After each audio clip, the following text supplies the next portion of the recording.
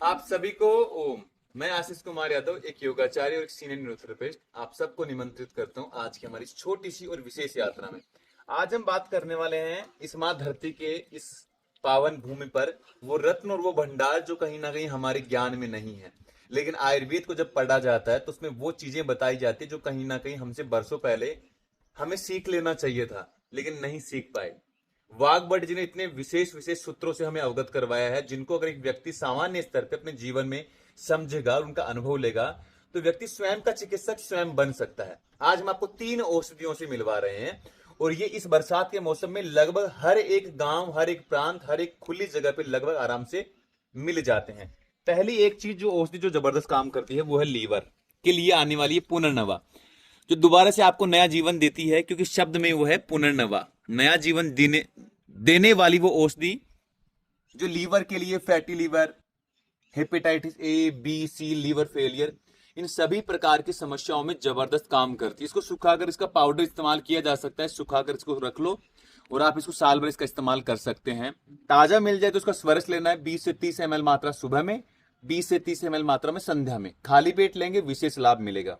ठीक है।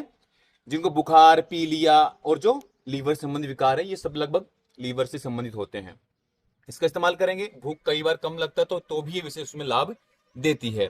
इसके अलावा अगली औषधि आती है हमारे यहाँ छोटा गोखरू। इसमें 2 गोखरू होते हैं, एक तो होता है बड़ा गोखरू, एक होता है छोटा गोखरू। ये हमारे A to Z IBS wellness centre पे ही प्रकृति ने इतने भंडार हमें दे रखे हैं कि हमारे यहाँ सब कुछ मिला हुआ है। तो ये होता है छोटा गोखरू। ये विशेषता किडनीज के फंक्शन में, किडनीज के फंक्शन में जबरदस्त काम करता है। जिनको किडनी में स्टोन होता है वो भी इसका लाभ लें।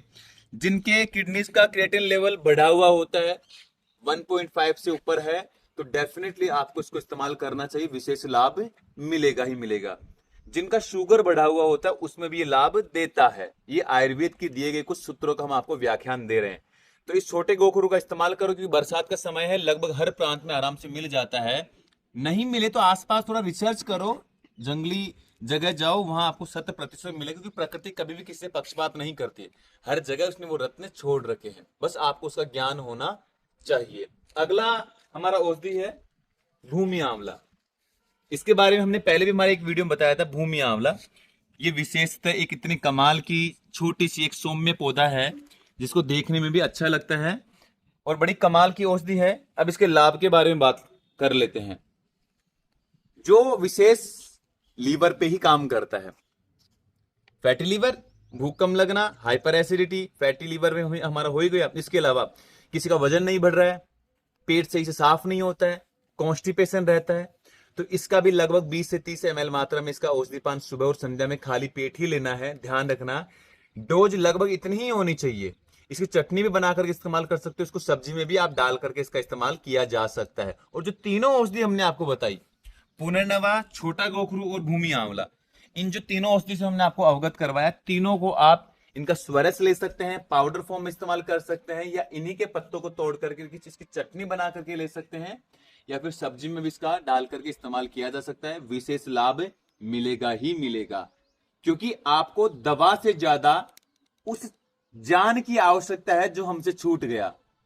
तो दवा बाहर लेने की कोशिश मत करो, भगवान ने जो हमें दिया है उसका सही से नॉलेज लेकर के उसी को जीवन में धारण करो, अपने आप स्वयं ठीक हो जाएंगे। तो आखिरी बात यही है कि आप अपने जीवन में आचरण को बदलो, आदतों को बदलो, और जो खाने पीने का जो तरीका, उस तरीके को बदलो। समस्याएं अपने आप धीरे धीरे समस्या ठीक होंगी। योगी बनो, भोगी मत बनो। योगी बनने हो तो हर राह पे अपने आप को पूर्ण ईमानदारी से साधना साधनी है, यही आपके जीवन का लक्ष्य होना चाहिए। तो आखिरी बात यही कर देते हैं कि जब तक जीवन में योग रहेगा, जब तक जीवन में ध्यान रहेगा, जब तक जीवन में ब्रह्मचर्य रहेगा और सही आचरण रहेगा, तो जीवन की हर समस्या का समाधान आप स्वयं ले पाएंगे। यही आपके जीवन का मूल लक्ष्य रहेगा। आप सबके स्वास्थ्य के लिए प्रार्थनाएं। आप सबको